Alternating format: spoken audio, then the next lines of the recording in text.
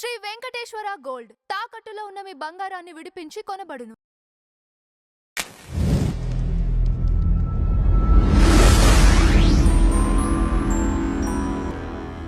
నమస్కారం ఎడ్లపల్లి అమరనాథ్ గారు. నమస్కారం అంజిబాబు గారు. మనం ముసునూరు వాళ్ళనంటే పోలవరం ఆ రాజులకు సంబంధించింది.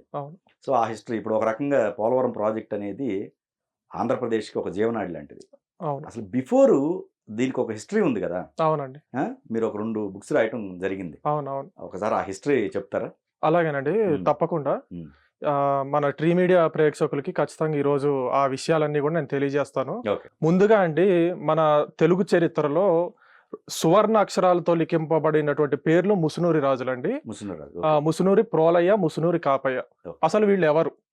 చాలా మందికి ఏంటంటే వీళ్ళ పేర్లు చరిత్ర మీద అవగాహన ఉన్న వాళ్ళు కొన్ని పుస్తకాల్లో అక్కడ అడపాదడపా చదివి ఉండవచ్చు. కానీ మనకి విస్తృతంగా జనాల్లోకి అయితే ఇంకా వీరి పేర్లు వెళ్ళలేదండి. అది కొన్ని కారణాల వల్ల జరిగింది. అది కొంత దురదృష్టకరం. అయితే నేను చిన్నప్పటి నుంచి మా నాన్నగారి తరపున వాళ్ళందరూ కూడా ఉమ్మడి ఖమ్మం జిల్లాకు సంబంధించిన వ్యక్తులండి. అక్కడ మనకి ఏంటంటే ఉమ్మడి ఖమ్మం జిల్లాలో రేకపల్లి అని మనకి ఏదైతే ఇప్పుడు భద్రాచలం అటవీ ప్రాంతం ఉందో, ఇప్పుడు పాపికొండలు వస్తాయి కదండి, ఆ పాపికొండల ప్రదేశమే రేకపల్లి అనమాట. సో రేకపల్లి అనేది మనకి 2014కి ముందు మనకి ఉమ్మడి ఖమ్మం జిల్లాలో ఉండేది, తెలంగాణ రాష్ట్రంలో. సో అట్లా నేను ఉమ్మడి ఖమ్మం జిల్లా చరిత్ర చిన్నప్పటి నుంచి నాకు చరిత్ర అంటే చాలా ఆసక్తి అండి. నేను దాంట్లో పీజీ కూడా చేశాను. అయితే నాకు ముసునూరి రాజుల పట్ల ఆసక్తి ఎలా వచ్చిందంటే చిన్నప్పటి నుంచి మన ఖమ్మం జిల్లాలో కొంచెం కథలుగా మేము వినేవాళ్ళం, ప్రోలయ్య గురించి, కాపయ్య గురించి. అయితే పుస్తకాల్లో ఉండేది కాదు. నాకు చాలా ఆశ్చర్యం వేసేది. వీళ్ళేమో చాలా గొప్ప యుద్ధాలు అంటున్నారు, గొప్ప చరిత్ర అంటున్నారు, కానీ ఎక్కడ కూడా మరి పుస్తకాల్లోనేమో కనపట్లేదు. అంటే చెప్పుకోవాల్సిన స్థాయిలో రావట్లేదు. మనకి ఎక్కువ అంటే మన హిందూ రాజుల్లో కూడా కొంతమంది ఎలివేషన్స్ అయినాయి, కానీ వీళ్ళ పేర్లు అసలు ఎక్కడా లేవు. ప్రోలయ్య పేరు, కాపయ్య పేరు అసలు చరిత్రలో ఎక్కడా కూడా అడపాదడప రాశారు తప్ప అసలు ఎక్కడా లేవు జనరల్ గా. సో అయితే నేనేం చేశానంటే ఖచ్చితంగా వీళ్ళ మీద పరిశోధన చేయాలి అనే ఆసక్తి నాకు వచ్చింది. దానికి ప్రధాన కారణం ఏంటంటే వీళ్ళు తెలంగాణని, ఆంధ్రప్రదేశ్ని ఢిల్లీ సుల్తాన్ల నుంచి రక్షించినటువంటి మహావీరులు, కారణ జన్ములు. మరీ ముఖ్యంగా ముసునూరి ప్రోలయ్య ఏదైతే ఆ రోజు ఈ పిచ్చి తుగ్లక్ అంటాం కదండి మనం, ఆ పిచ్చి తుగ్లక్ని ఓడించాడండి. 1 కాదు 2 సార్లు. మరి అంత మహానుభావుడి పేరు మరి మనం ఈ రోజు స్మరించుకోకపోతే ఎలా చెప్పండి? ఈయన ఏదైతే మనకి కాకతీయ సామ్రాజ్యం ఉండేదండి, మనకి ప్రతాపరుద్రుడు చివరి రాజు అనమాట. సుమారుగా 8 యుద్ధాలు ఢిల్లీ సుల్తాన్లతో చేస్తారు ఆయన. ప్రతాపరుద్రుడు చివరి యుద్ధంలో ఓడిపోతారు. 8వ యుద్ధంలో ఓడిపోతారు 1323లో. అది సుమారుగా 6 నెలలు జరుగుద్దండి. ఆ 6 నెలల ముట్టడిలో మొత్తం కాకతీయ సైన్యం అంతా కూడా తుడిచిపెట్టుకుపోయింది. కాకతీయుల వారసులేమో బస్తర్కి వెళ్ళి అక్కడ చిన్న సంస్థానాన్ని ఏర్పాటు చేసుకున్నారు. అయితే ఇక్కడ పరిపాలనని ప్రారంభించినటువంటి తుగ్లకులు ఇక్కడ ప్రజల్ని సవ్యంగా చూసుకొని మంచిగా వాళ్ళని ఆదరించి హిందూ ప్రజల్ని కూడా వాళ్ళ ప్రజలుగా చూసుకుంటే ఏ సమస్య ఉండేది కాదు. వాళ్ళు ఏం చేశారు, బలవంతంగా వాళ్ళ మతాన్ని రుద్దారు ఈ ప్రాంతం మీద. మతం మారని వాళ్ళందరినీ కూడా బలవంతంగా చంపారు. బ్రాహ్మణుల చేత ఆవు మాంసాన్ని తినిపించారు. మనకి హిందూ మతంలో ఆవు అనేది చాలా పవిత్రమైనటువంటి జంతువు మనకి. సో అలాంటి ఆవు మాంసాన్ని పూజారుల చేత, బ్రాహ్మణుల చేత బలవంతంగా తినిపించేవాళ్ళండి. అలాగే దేవాలయాల్లోకి వెళ్ళి బ్రాహ్మణుల యొక్క, పూజారుల యొక్క శిరస్సులు ఖండించేవాళ్ళు. బ్రాహ్మణ స్త్రీలని బలవంతంగా అత్యాచారాలు చేసేవాళ్ళు. అది సగర్వంగా చెప్పుకునేవాళ్ళు. ఇంకా ఇప్పుడు మేమేదో ఘనత సాధించామన్న లెవెల్లో శాసనాలు చెక్కించుకున్నారు. ఇప్పుడు రాజమండ్రిలో పెద్ద మసీదు అనేది ఒకటి ఉందండి. అది ఒకప్పుడు వేణుగోపాల స్వామి దేవాలయం అనమాట. మనకి రాజరాజ నరేంద్రుడి పేరు చాలా మంది తెలుగు వాళ్ళు వినే ఉంటారు. ఆయన పేరుతోటి రాజమండ్రి వచ్చింది, రాజమహేంద్రవరం అంటాం. సో ఆ రాజరాజ నరేంద్రుడు నిర్మించినటువంటి వేణుగోపాల స్వామి దేవాలయం అండి అది. దాన్ని పిచ్చి తుగ్లక్ పడగొట్టి దాన్ని మసీదు కింద మార్చాడు. మసీదు కింద మార్చి అక్కడ సలార్ ఉల్వి అనే ఒక వీర సేనాధిపతిని అతను నియమించాడు అనమాట. ఎవరు ఈ సలార్ ఉల్వి అనేది కూడా మీకు చెప్తానండి ముందు. అయితే ఇప్పుడు ఏం జరిగింది, కాకతీయ సామ్రాజ్యం అంతా కూలిపోయింది కదా. యావత్ అంటే కాశ్మీర్ నుంచి కన్యాకుమారి దాకా మొత్తం తుగ్లక్ రాజ్యంలోకి వచ్చింది. హిందూ రాజు అనేవాడు ఎవడూ లేడు ఇండియాలో. ఇంకా కంప్లీట్ గా అఖండ భారతం అని కూడా ఈ తుగ్లక్కి చేతిలోకి వచ్చేసింది అనమాట. అయితే వాళ్ళు దీన్ని ఏం చేశారు, అవకాశం కింద మార్చుకున్నారు వాళ్ళ మతాన్ని వ్యాప్తి చేయడానికి. ఇప్పుడు ఒకప్పుడు కూడా భారతదేశంలో ఏంటంటే చర్చలు జరిగాయండి. హిందుత్వం ఉండేది, బౌద్ధం ఉండేది, జైనం ఉండేది, చార్వాకం ఉండేది, ఇలా అనేక సంప్రదాయాలు ఉండేవి ఈ దేశంలో. కానీ వాళ్ళ మధ్య కూడా ఎప్పుడు కూడా కో ఎగ్జిస్టెన్స్ అనేది ఉండేదన్నమాట. అంటే ఒక స్నేహపూర్వక వాతావరణం, సోదరులాగా ఉండేవాళ్ళు. ఒక ఒక హిందూ పండితుడు ఉన్నారు అనుకోండి, ఇప్పుడు ఉదాహరణకి ఆదిశంకరాచార్యుల వారు. ఆదిశంకరాచార్యుల వారు ఏంటంటే బౌద్ధ ఎవరైతే భిక్షువులు ఉన్నారో, వాళ్ళ ప్రచారకులు ఉన్నారో, మత గురువులు ఉన్నారో, వాళ్ళతో అనేకమైనటువంటి డిబేట్స్ చేసి వారిని వాటిలో ఓడించి తద్వారా మన హైందవ సంప్రదాయాన్ని మళ్ళీ ఉద్ధరించడం జరిగిందనమాట. అట్లా ఫిలాసాఫికల్గా జరిగాయండి. ఎప్పుడూ కూడా బలవంతంగా కత్తి ద్వారా ఒకళ్ళని చంపడం అనేది లేదు భారతదేశ చరిత్రలో. హిందువులు కానీ, అటు బౌద్ధులు కానీ, జైనులు కానీ అందరూ కూడా కో ఎగ్జిస్టెన్స్ ఉండేది. సో వీళ్ళు ఏంటంటే ఒకళ్ళు చర్చల ద్వారా ఒకళ్ళ మీద ఒకళ్ళు విజయాలు సాధించేవాళ్ళు. కానీ వీళ్ళు ఏం చేశారు, వాళ్ళ సిద్ధాంతాన్ని ఒకవేళ చెప్పదలుచుకుంటే బ్రాహ్మణులు, పూజారులు ఎవరైతే, పండితులు ఎవరైతే ఉన్నారో వాళ్ళందరినీ పిలిపించి, ఇదిగోండి మా గ్రంథం ఇది చెప్తుంది, ఈ సిద్ధాంతం కరెక్టా, మీ సిద్ధాంతం కరెక్టా అనేది చర్చలు చేద్దాం. అలా చేయలేదు వాళ్ళు. కత్తి తీసుకొచ్చి బలవంతంగా నువ్వు మారాల్సిందే, మతం మారాల్సిందే, లేదంటే మీ గుళ్ళు కానీ మీ ధనమాన ప్రాణాలన్నీ కూడా మేము హరిస్తామన్న విధంగా వాళ్ళు చేయటం జరిగింది. దీనికి ఉదాహరణ ఏంటంటే ప్రోలయ వేయించినటువంటి విలాస శాసనం అండి. ప్రోలయ గారు ఆయన తర్వాత కాలంలో ఒక శాసనం వేయించారు, విలాస శాసనం. అందులో వివరాలన్నీ స్పష్టంగా ఉన్నాయి. అయితే ఇప్పుడు ఏం చేశారు, కాకతీయ ప్రతాపరుద్రుడు చనిపోయారు కదండి, ఆయన ఢిల్లీకి తీసుకెళ్తుంటే నర్మదా నదిలోకి దూకి ఆత్మహత్య చేసుకున్నారు. ఎందుకు? ఆత్మాభిమానంతో. ఒకవేళ ఢిల్లీ వెళ్తే ఏం జరిగేదో అందరికీ తెలుసు. అత్యంత క్రూరంగా చిత్రహింసలు పెట్టి ఆయన చంపేవారు. సో ఆ కారణంతో మనకేంటంటే ప్రతాపరుద్రుల వారు నర్మదా నదిలోకి దూకి చనిపోయారండి. ఇప్పుడు కాకతీయ సామ్రాజ్యం ఎక్కడి నుంచి ఎక్కడి దాకా ఉండేది? ప్రస్తుతం ఉన్న తెలంగాణ, కంప్లీట్ ఆంధ్రప్రదేశ్, అలాగే తమిళనాడులో ఉన్న కాంచీపురం, కర్ణాటకలో ఉన్న బార్డర్స్ బళ్ళారి, రాయచూరు, గుల్బర్గా, ఇట్లా బార్డర్స్ లో ఉండేది కాకతీయ సామ్రాజ్యం. అంటే ఒక రకంగా చెప్పాలంటే ఉమ్మడి ఆంధ్రప్రదేశ్ అనుకోండి. మరి ఈ ఉమ్మడి ఆంధ్రప్రదేశ్ ఇప్పుడు ఎవరి హస్తగతమైంది? ఢిల్లీ సుల్తాన్ హస్తగతమైంది. వాళ్ళు ఏం చేస్తున్నారు, హిందూ మతాన్ని సమూలంగా పెకలించి వేసే పనులు వాళ్ళు చేస్తున్నారు, హిందువుల్ని చంపేస్తున్నారు. మరి ఇప్పుడు దీనికి పరిష్కారం ఏమిటి? అప్పుడు కాకతీయ ప్రతాపరుద్రుడి దగ్గర కొలని రుద్రదేవుడు అని ఒక బ్రాహ్మణ నియోగి మంత్రి ఉండేవారండి. ఆయన మహామేధావి. ఇప్పుడు మనకి చాణక్యుడి పేరు వినే ఉంటారు చరిత్రలో. ఇప్పుడు అలెగ్జాండర్ భారతదేశం మీదకి దండయాత్ర చేసి వస్తున్నప్పుడు అలెగ్జాండర్ని పురుషోత్తముల వారు అద్భుతంగా ఎదిరిస్తారనమాట. కానీ అతని సైన్యం ముందు, ఇప్పుడు ఫర్ ఎగ్జాంపుల్ మనకు అప్పుడు నందులు ఉండేవాళ్ళు, మహాపద్మనందుడు, ఆయన పట్టించుకోవాలి, నాకెందుకులే అన్న విధంగా ఉండేవాడు. అప్పుడు చాణక్యుడు ఏం చేశాడంటే ఒక సమర్థవంతుడైనటువంటి పాలకుడు ఉండాలనే ఉద్దేశంతో చంద్రగుప్తుడిని సింహాసనం మీద పెట్టాడు. ఏది? మన మగధలో. అప్పుడు ఏమైంది, మనకి గ్రీకులకి వాళ్ళందరికీ కూడా భయం వేసింది అనమాట. అఖండ భారతదేశం అంతా ఏకమైపోయింది. సేమ్ అదే పని మనకి తెలుగు చరిత్రలో కొలని రుద్రదేవుల వారు చేశారండి. ఆయన నిజంగా మహానుభావుడు. దురదృష్టవశాత్తు అతని చరిత్ర కూడా కాల గర్భంలో కలిసిపోయింది మనకు అసలు. కానీ అయితే ఇప్పుడు కొలని రుద్రుల వారు ఏం చేశారంటే, ఇప్పుడు మరి ప్రతాపరుద్రుడు చనిపోయారు, కాకతీయుల వారసులందరూ కూడా మనకి బస్తర్ వెళ్ళిపోయారు. వాళ్ళు నాయకత్వాన్ని స్వీకరించే ఉద్దేశం, వారసత్వాన్ని స్వీకరించే ఉద్దేశం, లేదంటే ఈ ప్రజల్ని మళ్ళీ యుద్ధాలు చేసి కాపాడే ఉద్దేశం వాళ్ళకి లేదు. ఎందుకంటే వాళ్ళ సైన్యం అంతా చనిపోయింది, వాళ్ళ డబ్బులు, వాళ్ళ వనరులన్నీ కూడా తగ్గిపోయినాయి. ఇప్పుడు కొలని రుద్రదేవులు గారు ఏం చేశారంటే మొత్తం అప్పుడు మనల్ని త్రిలింగ దేశం అనేవాళ్ళు అండి.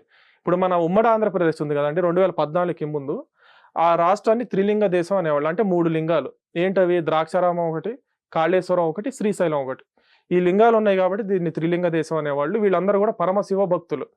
కాకతీయులు అయితే శివుడికి దాసానుదాసులు అని శాసనాలు ప్రకటించుకున్నారు. వాళ్ళ పేర్లన్నీ కూడా రుద్రదేవ, ప్రతాపరుద్ర, రుద్రమదేవి, మొత్తం శివుడి పేర్లే ఉంటాయి. తర్వాత గణపతి దేవ, ఇట్లా ఉంటాయి అనమాట శైవానికి సంబంధించినవి. సో ఇప్పుడు మరి ఇప్పుడు ఏం చేయాలి? మరి ఇప్పుడు ప్రస్తుతానికైతే ప్రతాపరుద్రుడి వారసులేమో వాళ్ళు ఇంట్రెస్ట్ చూపించట్లేదు. మరి ఎవరు రక్షించాలనే ఉద్దేశంలో అప్పుడు ఒక చర్చ వచ్చిందండి. అప్పుడు ఏంటి, శూద్ర కులాల్లో ప్రధానంగా 3 కులాలు ఉండేవి. ఒకటేమో మనకి కాకతీయుల దగ్గర అత్యంత ఆప్తులుగా ఉన్నటువంటి వెలమ కులస్తులు. వెలమలకి సుమారుగా 77 గిరిదుర్గానికి బురుజులు ఉండేయండి మనకి. ఎక్కడ? వరంగల్ దగ్గర. ఇప్పుడు వరంగల్ అనేది మనకి స్థలదుర్గం వాస్తవానికి. కానీ అక్కడ ఏంటంటే దానికి మొత్తం బురుజులు ఉంటాయి కదా చుట్టూ, 77 సుమారుగా 77 ఉండేవి. అట్లాగే మనకి రాచకొండ, దేవరకొండ, ఇక్కడ ఇవన్నీ కూడా గిరిదుర్గాలు. వీటన్నిటికి కూడా అధిపతులుగా వెలమ నాయకుల్ని ప్రతాపరుద్రుడు నియమించాడు అనమాట. అంతకుముందు రెడ్డి నాయకులు కాకతీయ సామ్రాజ్యంలో అత్యధిక భాగం ఉండేవారు. మనకి గోనగన్నారెడ్డి ఒక బెస్ట్ ఎగ్జాంపుల్ అండి. గోనగన్నారెడ్డి గారు ఏంటంటే ఎప్పుడైతే మన రుద్రమదేవికి ఇతర సేవన నాయకులతో కానివ్వండి, ఎవరితోటైతే ఆమెకి వ్యతిరేకంగా యుద్ధాలు వస్తాయో, రుద్రమదేవిని రక్షించి కాకతీయ రాజ్య స్థాపనాచార్య బిరుదుని ఆయన పొందారనమాట. ఎవరు? గోనగన్నారెడ్డి. అలాగే వారి సోదరులైనటువంటి విఠలారెడ్డి గారు. అనేకమైన ఇప్పుడు రామప్ప దేవాలయం ఉంది. ప్రపంచ ప్రఖ్యాత ఆలయం అది. యునెస్కో వరల్డ్ హెరిటేజ్ స్టేటస్ కూడా దానికి వచ్చింది. అది నిర్మించింది ఎవరంటే ఈయనే, ఎవరు మన గోనగన్నారెడ్డికి సంబంధించినటువంటి అంతకు ముందున్న ఆయన రేచర్ల రుద్రారెడ్డి. వాళ్ళది రేచర్ల వంశం, వాళ్ళు కూడా రెడ్డి కుటుంబీకులు అని చెప్పి మనకి చరిత్రలో కొంతమంది చెప్తుంటారు హిస్టారియన్స్. సో రేచర్ల రుద్రారెడ్డి, గోనగన్నారెడ్డి, గోన విఠలారెడ్డి వీళ్ళందరూ కూడా రుద్రమదేవికి ప్రధాన సేనా నాయకులు. అలాగే ముసునూరు నాయకులు కూడా రుద్రమదేవికి అండదండలు అందించారండి. ఇప్పుడు మనకి పెదవేగి అని ఉంది కదండి ఏలూరు దగ్గర, ఆ పెదవేగిని వేంగి అనేవాళ్ళు. ఆ వేంగి ప్రాంతంలో ఏంటంటే మనకి ముసునూరి నాయకులు ఎవరైతే ప్రోలయ కాపే వారి పూర్వీకులు ఉన్నారో 100 సంవత్సరాలు కాకతీయులకు సామంతులు ఉన్నారండి. వాళ్ళకి అండదండలు యుద్ధాల్లో అందించేవాళ్ళు. సో ఈ రెండు కూడా ప్రధాన వంశాలు ఉండేవి. మనకి ప్రతాపరుద్రుడి కాలం వచ్చేసరికి ఏమైందంటే రెడ్ల స్థానంలో వెలమలు చాలా హై పొజిషన్లోకి వెళ్ళారనమాట. రేచర్ల ప్రసాదాదిత్యుడు ఆయన రాచకొండ నాయకుడే, తర్వాత రేచర్ల సింగమ నాయకుడు, వీళ్ళందరూ కూడా మనకి వెలమ నాయకులు అనమాట.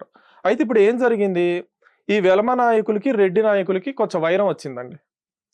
మనకి ఏమైందంటే ఇది ఇప్పుడు బొబ్బారెడ్డి అని ఆయన రెడ్డి సేనకి నాయకుడు అనమాట. ఇప్పుడు మనకి ప్రతాపరుద్రుడి దగ్గర ఉన్నటువంటి శూద్ర కులాల్లో అత్యధిక 90% పైగా ఈ 3 కులాలకు సంబంధించినటువంటి నాయకులే సేనా నాయకులుగా సైన్యంలో ఉన్నారనమాట. అందులో వెలమలు ఫస్ట్ స్థానంలో ఉండేవాళ్ళు, రెడ్లు సెకండ్ ప్లేస్లో ఉండేవాళ్ళు, కమ్మాస్ థర్డ్ ప్లేస్లో ఉండేవాళ్ళు సైన్యం పరంగా. అయితే ఇప్పుడు ఏమైంది, ఇప్పుడు ఈ రెడ్లకి కొంచెం ఏంటంటే వెలమలంటే పడలేదు.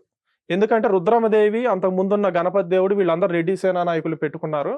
మరి ప్రతాపరుద్రుడేమో వెలమలకి ప్రాధాన్యత ఇచ్చాడు పద్మనాయకులకి అని చెప్పి రెడ్లు వాళ్ళని కనుక మీరు ప్రకటిస్తే నాయకులుగా మేము వాళ్ళ కింద యుద్ధాలు చేయమని చెప్పి వాళ్ళు చెప్పారు రెడ్లు.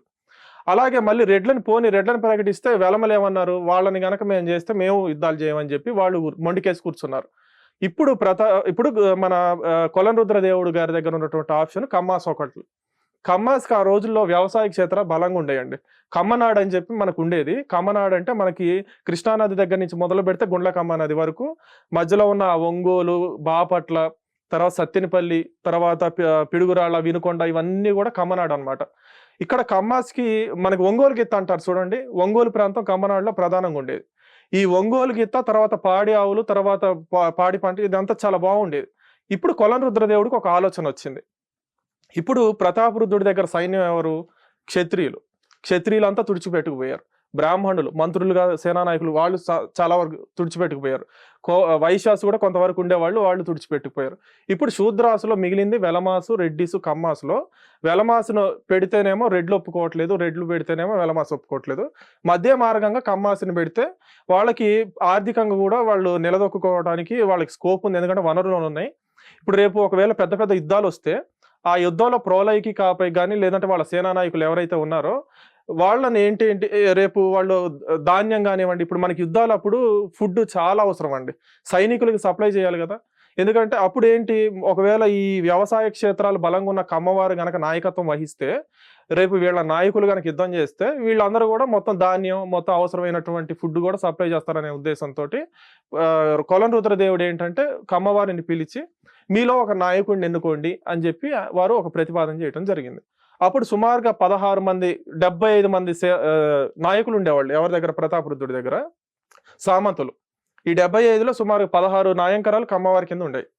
ఆ 16 మందిని కూడా పిలిచి ఇందులో ముసునూరి వారిని ఎన్నుకున్నారండి. ముసునూరి వారిది బలమైన నాయంకరం, ఎందుకంటే వేంగి అంటే సామాన్యమైన విషయం కాదు. అది చోళులు, చాళుక్యులు వీళ్ళందరికీ 100 సంవత్సరాల పాటు ఈ వేంగి నగరం మీద ఆధిపత్యం కోసం యుద్ధాలు జరిగాయి. సో అలాంటి ఒక నగరానికి వీళ్ళు 100 సంవత్సరాల నుంచి ఉన్నారు కాబట్టి సామంతులుగా వీళ్ళ దగ్గర మంచి వనరులు ఉన్నాయి, ప్లస్ అత్యంత వీరులైనటువంటి ప్రోలయ, కాపై లాంటి సోదరులు ఉన్నారు కాబట్టి ఈ వీళ్ళని నాయకులుగా ప్రకటిస్తే బాగుంటుందని ఆ రోజు కమ్మ సామాజిక వర్గం అంతా కూడా నిర్ణయం తీసుకొని ఆ ప్రతిపాదనని కొలనరుద్రదేవుడు వారికి ఇచ్చారు. వారు కూడా ఏకాభిప్రాయం తీసుకొచ్చి అందరి నాయకుల దగ్గర నుంచి, రెడ్ల దగ్గర నుంచి వెలమలు కూడా ఓకే మాకేం అబ్జెక్షన్ లేదన్నారు, ఖచ్చితంగా చేస్తామన్నారు. ఎందుకంటే ప్రోలయ సామర్థ్యం మీద వాళ్ళకి నమ్మకం ఉంది, కాపై సామర్థ్యం మీద చాలా నమ్మకం ఉంది. సో అలాగేనండి అని చెప్పి అప్పుడు 1325లో అండి ఒక మహా విప్లవ పోరాటం స్టార్ట్ అయింది. 24 చివరిలో మొదలయ్యి 25 మధ్యలో పూర్తయింది. మొత్తం శ్రీకాకుళం దగ్గర నుంచి మనకు అటు నెల్లూరు జిల్లా దాకా మొత్తం విముక్తి చేశారండి. జస్ట్ 7-8 నెలల్లో ఒక స్వాతంత్ర పోరాటాన్ని సాగించారు. ఎవరు ఈ ఆంధ్ర నాయకులంతా కలిసి, తెలుగు నాయకులంతా కలిసి. ఏది మన ప్రోలయ నాయకత్వంలో, ముసునూరి ప్రోలయ నాయకత్వంలో మొత్తం వీళ్ళ దోసపాళ్ళ గోత్రం అండి. మొత్తం అసలు బలమైనటువంటి పిచ్చి తుగ్లక్ని ఇప్పుడు ఒక ఒక ఫర్ ఎగ్జాంపుల్ ఔరంగజేబ్ అనుకోండి, ఔరంగజేబ్కి యుద్ధం ఎలా చేయాలి అవన్నీ కూడా ఒక లెక్క ఉంటుంది అతనికి. అతని మీద యుద్ధం చేయటం ఓకే కొంతవరకు ట్రై చేయొచ్చు, బట్ వీడికి ఒక లెక్క ఉండదు. ఢిల్లీ నుంచి మనకి దౌలతాబాద్కి రాజధానిని మార్చాడండి పిచ్చి తుగ్లక్. మళ్ళీ దౌలతాబాద్ నుంచి ఢిల్లీకి వెళ్ళాడు. ఈ గ్యాప్లో లక్షల మంది చనిపోయారనమాట.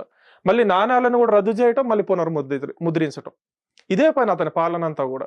అంటే అతనికి ఏంటంటే ఒక సిద్ధాంతం లేదు బేసికల్గా. అందుకని భారతదేశ చరిత్రలో అత్యంత క్రూరుడుగా, అత్యంత ఒక మచ్చ ఉన్నటువంటి చీకటి వ్యక్తిగా మిగిలిపోయిన రాజు ఎవరైనా ఉన్నారంటే ఎంటైర్ భారతదేశ చరిత్రలో పిచ్చి తుగ్లక్. అందుకని అతనికి ఆ పేరు కూడా ఇచ్చారు. అతని పేరు మొహమ్మద్ బిన్ తుగ్లక్ అండి. అయితే ఇప్పుడు మనకి శ్రీకాకుళం నుంచి నెల్లూరు జిల్లా దాకా విముక్తి చేసేసారు ప్రోలయ నాయకత్వంలో. రెడ్డి రాజులు ఏం చేశారంటే అటు కోస్తాకి దక్షిణం ఉన్న ప్రాంతం అంతా, కొండవీడు, అద్దంకి, ఆ ప్రాంతం అంతా వాళ్ళు స్వతంత్రంగా పాలించారు. దానికి మీద రేకపల్లి, రాజమండ్రి, తర్వాత మనకి విలస, కాకినాడ, కృష్ణా జిల్లా, ఉమ్మడి కృష్ణా జిల్లా, ఉమ్మడి పశ్చిమ గోదావరి జిల్లా, ఇదంతా కూడా ఖమ్మం జిల్లా కూడా కొంతవరకు, ఇదంతా కూడా ప్రోలయ నాయకుడు ఆధీనంలోకి వచ్చింది అనమాట. ముసునూరి ప్రోలయ ఆధీనంలోకి వచ్చింది. అయితే ఇప్పుడు రెండు బలమైన రాజ్యాలు ఏర్పడ్డాయి. ఒకటేమో ముసునూరి ప్రోలయ నాయకత్వంలో ఉన్నటువంటి ముసునూరి కమరాజ్యం ఒకటి, తర్వాత అద్దంకి వేమారెడ్డి పాలనలో ఉన్నటువంటి రెడ్డి రాజ్యం ఒకటి. రెడ్డి రాజులు ఒకళ్ళు. రెడ్డి రాజులు కూడా విశిష్ట కృషి చేశారండి చరిత్రలో. మనకి పెద్ద పెద్ద కవులను పోషించారు. శ్రీనాథ మహాకవి, కవి సార్వభౌముడు శ్రీనాథుడు కూడా రెడ్డి రాజుల ఆస్థానంలోనే ఉండేవాడు అనమాట. తర్వాత కాలం ఆయన కంటే ముందే జరిగినాయి ఇవన్నీ. అయితే ఇప్పుడు ప్రోలయ యొక్క లక్ష్యం ఏమిటి? వరంగల్ కోట మీద, ఓరుగల్లు కోట మీద జెండా, హిందూ జెండా ఎగరటం. ఎందుకు? ఓరుగల్ అనేది అప్పుడు తెలుగు వారు అందరు రాజధాని. సుమారు 150 సంవత్సరాలు కాకతీయులకి రాజధాని అనమాట ఓరుగల్లు. మనకి శాసనాల్లో ఏమని చెప్పబడిందంటే ఓరుగల్లు నగరం ఇటు మొత్తం ఏదైతే బే ఆఫ్ బెంగాల్ అంటాం కదండి, అటు సముద్ర తీరం ఉంది కదా, ఈ ప్రాంతం పర్యంతం కూడా ఉన్నటువంటి ప్రధాన నగరాల్లో ఓరుగల్లు ప్రధానమైనది. జనాభా పరంగా తీసుకున్నా, అటు జీడిపి పరంగా తీసుకున్నా, ఆదాయం పరంగా తీసుకున్నా కూడా ఓరుగల్లే ప్రధాన నగరం. దక్షిణ భారతదేశంలో ఒక రకంగా చెప్పాలంటే ఢిల్లీ తర్వాత సౌత్లో ఇదే ఫస్ట్ అండి. మొత్తం ఇండియాలో సెకండ్ ప్లేస్ అనుకోవచ్చు మనం, అంత గొప్ప రాజధాని. మరి ప్రోలయ మనసులో ఒక ఆలోచన ఉంది, మరి ఓరుగల్లుని కూడా మనం చేజిక్కించుకోవాలి. అప్పుడు ఢిల్లీలో మన మాలిక్ మక్బూల్ అని ఒక ఆయన ఉండేవాడండి. ఆయన హిందువే, ప్రతాపరుద్రుడి దగ్గర సేనాధిపతి. ఆయన మతం మార్చాడు పిచ్చి తుగ్లక్. మతం మార్చి మళ్ళీ ఆయనే పెట్టాడు అక్కడ గవర్నర్కి పెట్టాడు ఓరుగల్లుకి. మరి ఇప్పుడు ఏంటి, ప్రోలయ గెలిచినవి అన్నీ కూడా వాళ్ళ సామంతులు ఉన్నటువంటి కోటలు. అసలైన గవర్నర్ ఎక్కడున్నాడు? ఓరుగల్లులో కూర్చొని ఉన్నాడు. ఇప్పుడు ఇక్కడ ప్రోలయ గెలిచినటువంటి కోటల్లో ప్రధానమైనటువంటి కోట రాజమహేంద్రవరం అండి.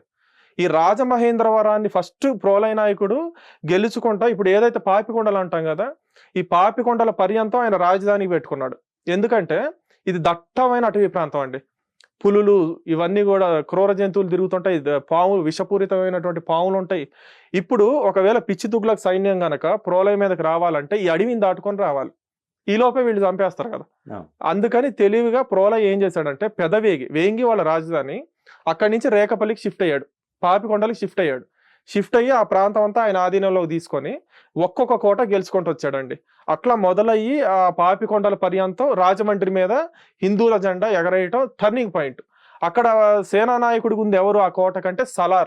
సలార్ అని ఆయన ఉత్తర భారతదేశానికి సంబంధించిన ఆయన. ఈయన ఏం చేశాడు? వీర విధేయుడు ఎవరికి? Mohammed bin Tughlaq. ఎందుకంటే ఇతని చాలా చిన్న బ్యాక్గ్రౌండ్ అండి. ఇతని చిన్నప్పటి నుంచి ఏంటంటే మిలిటరీలోకి వెళ్ళాలి, ఒక పెద్ద సేనా నాయకుడు అవ్వాలనేది బలమైన కోరిక. కానీ ఇతనికి ఆర్థిక స్తోమత లేదు. చిన్నప్పటి నుంచి వారి నాన్నగారు కూడా చాలా పేదరికంలో ఉండేవారు. ఈయన యొక్క క్షాత్ర పరాక్రమం చూసి పిచ్చి తుగ్లక్కి ఇతని మీద ఏంటంటే ఇతన్ని కనుక మనం ఆదరిస్తే ఖచ్చితంగా మనకు ఉపయోగపడతాడనే ఏదో ఉద్దేశంతో, స్వార్థ ఉద్దేశంతో ఆయన బాగా ఎంకరేజ్ చేశాడు. కానీ ఆయన వ్యక్తిగతంగా చాలా మంచోడు. సలార్ ఆయన అనేక దాన ధర్మాలు చేసేవాడు, చాలా మంచోడు. అయితే ఇప్పుడు ఏం జరిగిందంటే బెంగాల్ నవాబ్ తిరుగుబాటు చేశాడు. ఇదే టైంలో ప్రోలయ ఏమో దక్షిణంలో చేస్తున్నాడు, బెంగాల్ నవాబ్ చేశాడు.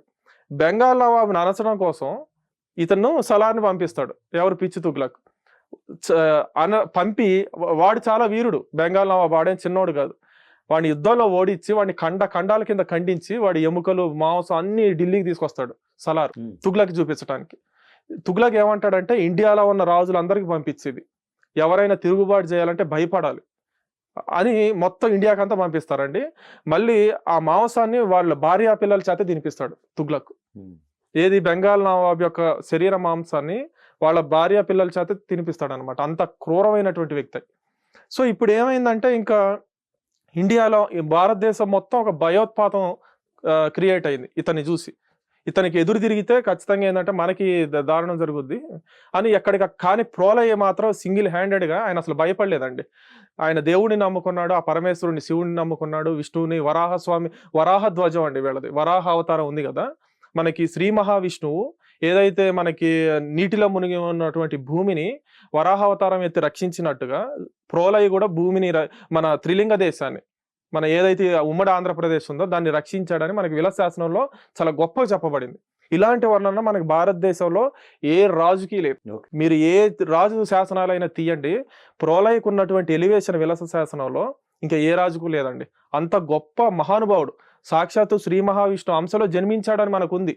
ఆ ఇంద్రుడితో సమానమైనటువంటి తేజస్సుతో రాజ్యపాలన చేశాడని ఉంది. ఈయన రాజధాని ఏదైతే మన రేకపల్లి ఉందో, పాపికొండల ప్రాంతం ఉందో, ఇది ఇంద్రుడి రాజధాని అయినటువంటి అమరావతి, దేవతల్లో రాజధాని అమరావతితో పోల్చడం జరిగింది. ఎందుకంటే అంత వైభవంగా ఉండేది. ఈయన అక్కడ భవంతులన్నీ ఒక ఇంద్రభవనంలా వెలిగిపోయేవి.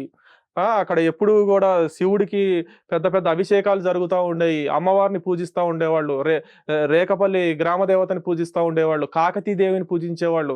కాకతీదేవి తర్వాత కాలంలో అమ్మవారి కులదేవత కూడా మారిందండి. కాకతీదేవి ఎవరంటే కాకతీయులు పూజించినటువంటి దేవత అనమాట. అయితే ఆవిడ వరంగల్లో ఉండేవారు, ఆవిడ గుడి ఉండేది. అయితే దాన్ని ఏంటి ధ్వంసం చేశారు పిచ్చి తుగ్లక్. కానీ ఆ విగ్రహాన్ని మాత్రం సురక్షితంగా వీళ్ళు తప్పించగలిగారు. ముసునూరి, ప్రోలయ్య వీళ్ళందరి సైన్యం కూడా తప్పించి వీళ్ళు పూజలు చేసేవాడు. అప్పటి నుంచి ఈయన ఏం చేసేవాడు అంటే ప్రోలయ్య రేకపల్లిలో ఆమెను పూజించేవాడు అనమాట. అప్పటి నుంచి కమ్మవారిలో ఆ ట్రెడిషన్ స్టార్ట్ అయింది, కాకతీదేవిని పూజించడం.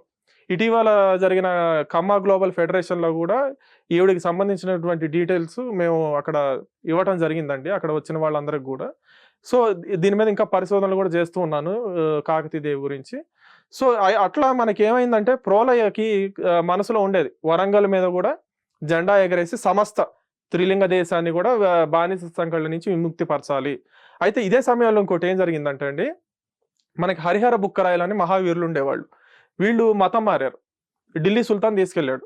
అయితే ఈ హరిహర బుక్కరాయలు కూడా దక్షిణాపదానికి వచ్చి మళ్ళీ ప్రోలయం చూసి స్ఫూర్తి పొంది విద్యానగర సామ్రాజ్యాన్ని ఏర్పాటు చేస్తారు. ఎక్కడ మనకి కర్ణాటకలో. అది ఇప్పుడు మనం ఏదైతే విజయనగర సామ్రాజ్యం అంటామో దాని అసలు పేరు విద్యానగరం అండి, విజయనగరం కాదు ఫస్ట్ లో. అది విద్యారణ్య స్వామి అని ఒక ఆయన ఉండేవారు, శృంగేరి పీఠాధిపతులు. మనకి ఆయన ఎక్కడ జన్మించారు? వరంగల్లో జన్మించారు విద్యారణ్య స్వామి. ఆ విద్యారణ్య స్వామి యొక్క మార్గ నిర్దేశకత్వంలో మీరు అక్కడ ప్రోలయం చూడండి, ఆయన సక్సెస్ఫుల్గా చేశాడు, అదంతా విముక్తి చేశాడు. మీరు కూడా ఆయన ఆదర్శంగా తీసుకోండి అని చెప్పి 1336లో అండి, అంటే ప్రోలయ స్వతంత్రించిన 10 సంవత్సరాల తర్వాత విద్యానగర సామ్రాజ్యం వచ్చింది. అంటే ప్రోలయ ఎంత గొప్పవాడో చూడండి. అసలు విద్యానగరం కంటే ముందే 10 సంవత్సరాల ముందే స్వతంత్ర రాజ్యాన్ని ఏర్పాటు చేశారు ప్రోలయ గారు. అప్పుడు ఏం చేశారు, అనేక అగ్రహారాలు బ్రాహ్మణులకు ఇచ్చారండి. ఇప్పుడు బ్రాహ్మణ పండితులు అప్పటిదాకా అసలు వాళ్ళ చేతుల్లో మరణించారు కదా, వాళ్ళందరినీ పిలిపించి వాళ్ళలో వేద పండితులు ఎవరైతే ఉన్నారో ఋగ్వేద పండితులకి ఇన్ని, తర్వాత యజుర్వేద పండితులకి ఇన్ని, సామవేద పండితులకి ఇన్ని, అథర్వవేద పండితులకి ఇన్ని అని అగ్రహారాల కింద విభజించి వారికి ఇవ్వడం జరిగింది. అలా ఇచ్చిందే మన ప్రోలవరం. ఇప్పుడు ప్రోలవరం ఏదైతే గ్రామం ఉందో దానికి పూర్వపు పేరు ఏంటంటే చిన్నపల్లి అండి. దాని పేరు చిన్నపల్లి అనేవాళ్ళు. ఆ చిన్నపల్లి అనే ఊరునే పోలవరంగా మార్చారు. ఎందుకు? మనకు ఆ రోజులో ఒక ఆచారం ఉండేది. ఏమనంటే ఇప్పుడు ఫర్ ఎగ్జాంపుల్ మనకి భీమవరం ఉంది, అన్నవరం ఉంది. ఈ పేర్లు ఎలా వచ్చినాయి అంటే, ఇప్పుడు చాళుక్యుల్లో భీమానాయకుడు అని ఒక రాజు ఉన్నాడండి.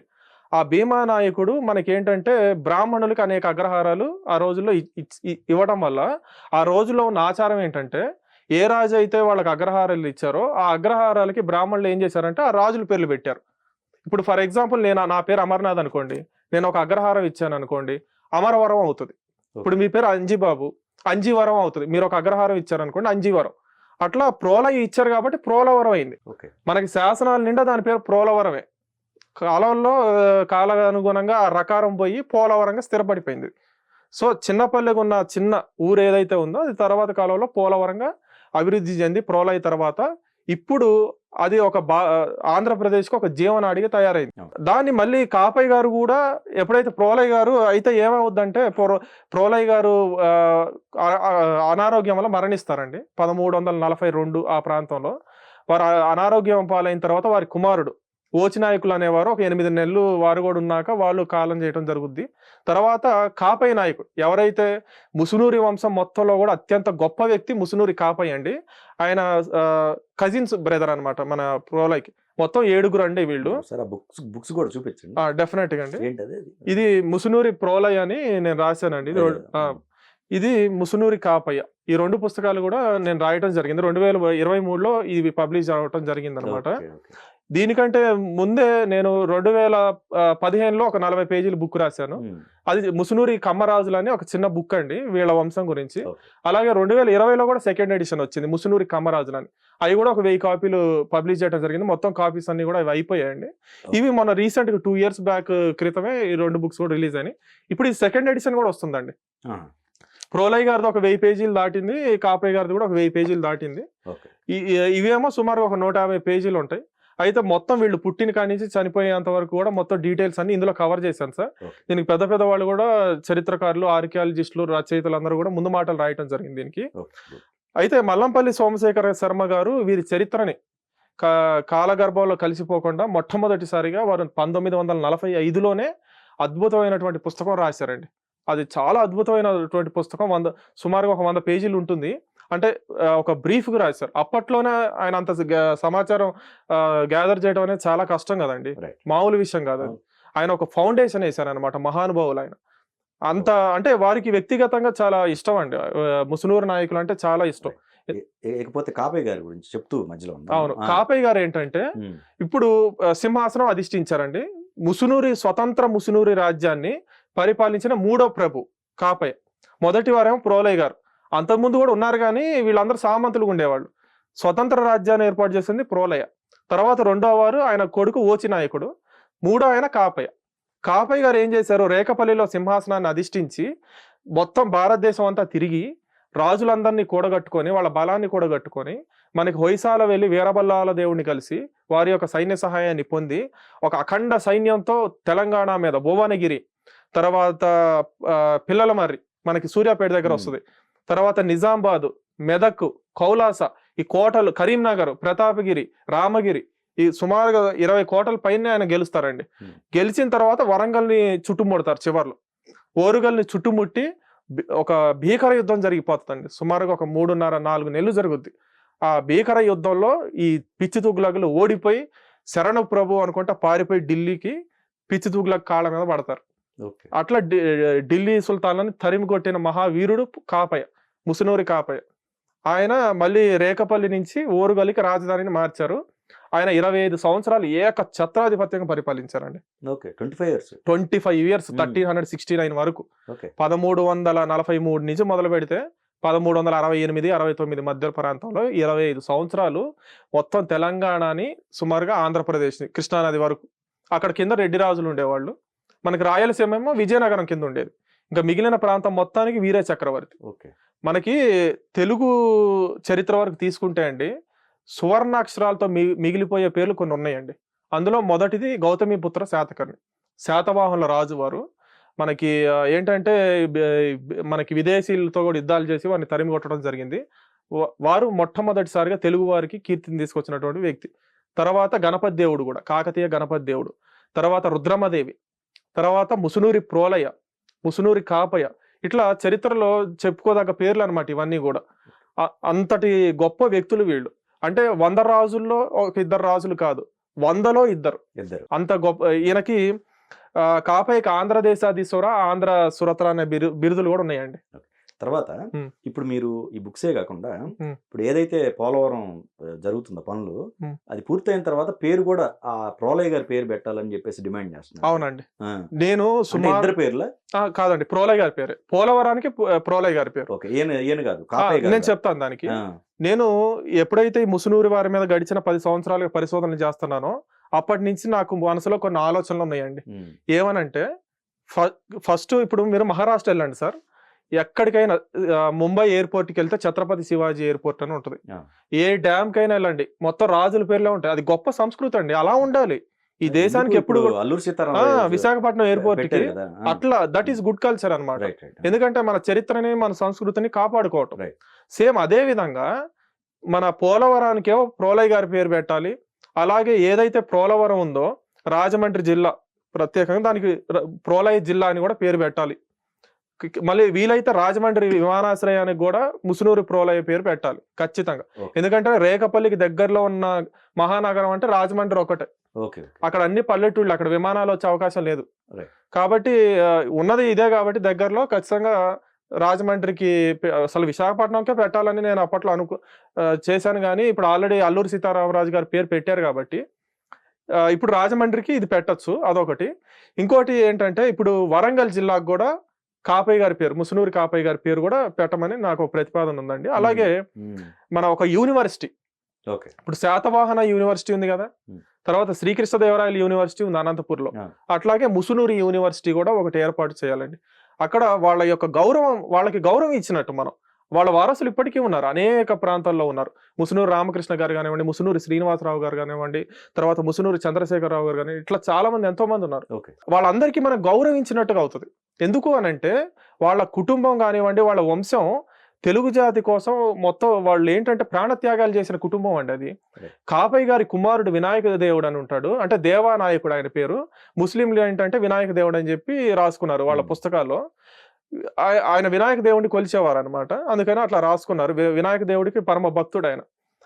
ఇప్పుడు ఈ దేవానాయకుడు ఏంటంటే మనకి ఛత్రపతి సంభాజీ గారు ఉన్నారు కదండి, శివాజీ గారి కుమారుడు. ఔరంగజేబు గారు 30 రోజులు ఆయన టార్చర్ పెట్టి చంపేస్తారు. ఆయన కంటే 300 సంవత్సరాల ముందే ప్రాణత్యాగం చేసినటువంటి వ్యక్తి. మనకి బహమనీ సుల్తాన్లనే ఒక రాజ్యం ఉంటుందండి కర్ణాటకలో. ఈ బహమనీలు ఎవరంటే 1347లో కాపయ్య గారు వరంగల్ నుంచి పరిపాలిస్తున్న కాలంలో దక్షిణ భారతదేశంలో ఇంకొక విప్లవం వస్తుంది పిచ్చిదుగ్లకు వ్యతిరేకంగా. అది చేసింది ఎవరు? జాఫర్ ఖాన్. అల్లావుద్దీన్ బహమనీ షా అని పేరు మార్చుకొని స్వతంత్ర బహమనీ సామ్రాజ్యాన్ని ఏర్పాటు చేశాడు. దానికి కాపయ్య దగ్గరకు వచ్చి కూడా ఆయన అర్థించడం జరిగింది, మీరు కూడా మాకు కొంచెం సైన్య సహాయాన్ని చేయండి, బిచ్చిదుగ్లకు వ్యతిరేకంగా మేము యుద్ధాలు చేస్తాం, మీకు ఫ్రెండ్స్, మీకు చాలా స్నేహంగా ఉంటాం మీతోటి అని చెప్పి కళ్ళబొల్లి కబుర్లన్నీ చెప్పారు. చెప్పి మాయమాటలు చెప్పి మోసం చేసి కాపయ్య దగ్గర నుంచి సైన్యాన్ని తీసుకున్నారు, స్వతంత్ర రాజ్యాన్ని ఏర్పాటు చేశారు. తర్వాత వాళ్ళ వక్ర బుద్ధి బయట పెట్టారు. ఏం చేశారు? పొద్దున్న లేచిన కాడి నుంచి ముసునూరు రాజ్యాన్ని ఎట్లా కూలదీయాలనేదే వాళ్ళ ఆలోచన అండి. అట్లా 1348 నుంచి మొదలు పెడితే 47లో స్వతంత్రిస్తారు. 48లో మొదటి యుద్ధం జరిగింది కాపయ్య తోటి. 65 దాకా సుమారు 17 ఏళ్ళు 10 పైగా యుద్ధాలు జరిగినాయండి, మహాయుద్ధాలు అయ్యి. అసలు అది ఒక్కొక్కటి ఏంటంటే బాహుబలి 1, బాహుబలి 2 లెవెల్లో ఉంటాయి అనమాట. అందులో ప్రాణత్యాగం చేసిన మహావీరుడే ఈ ముసునూరి వినాయక దేవుడు. ఆయన కాపయ్యకి కుమారుడు అనమాట. ఆయన యువరాజు ఓరుగల్లుకి, అంటే కాపయ్య తర్వాత ముసునూరి సింహాసనాన్ని అధిష్ఠించబోయే యువరాజు. ఆయన ఏం జరుగుద్దంటే ఇప్పుడు ఈ కోటలు ఉన్నాయి కదండి, ముసునూరి వాళ్ళ కోటలు, నిజామాబాదు, కౌలాస, భువనగిరి, ఇవన్నీ కూడా వీళ్ళు బహమనీలు ఆక్రమిస్తారు. ఆక్రమించినప్పుడు విజయనగర చక్రవర్తి అప్పుడు బుక్కరాయాలండి, ఇటేమో కాపయ్య, అటేమో రెడ్డి రాజులు ఉండేవాళ్ళు. వీళ్ళందరూ కలిసి ఏమనుకున్నారంటే రేపు భువనగిరి దాకా వచ్చిన వాళ్ళు మన దాకా కూడా రావచ్చేమో, మనమే తిరిగి ప్రతిదాడి చేస్తే బాగుంటుందనే ఒక మంచి ఆలోచనతోటి అటు బుక్కరాయలు ఇటు కాపయ్య నాయకుడు ఇద్దరు మహావీరులు ఏకమయ్యారు. అటు విజయనగరం నుంచి 20,000 పదాతి దళం, 20,000 అశ్వద దళం, సుమారుగా 1,00,000 పైగా వీళ్ళందరూ సైన్యం అటు విజయనగరం నుంచి వచ్చింది. ఇటు ముసునూరు వాళ్ళ సైన్యం 1,00,000, మొత్తం 2,00,000 మందితో ఒక మహా యుద్ధాన్ని సలిపాడండి ఆయన. భువనగిరి కిల్లాని గెలిచాడు ఆయన వినాయక దేవుడు. నిజామాబాద్, కౌలాస్ ఇవన్నీ మళ్ళీ తిరిగి జయించాడు, మళ్ళీ ముసునూరు రాజ్యంలో కలిపాడు. ఇప్పుడు బహమనీ సుల్తాన్కి అవమానం అయింది.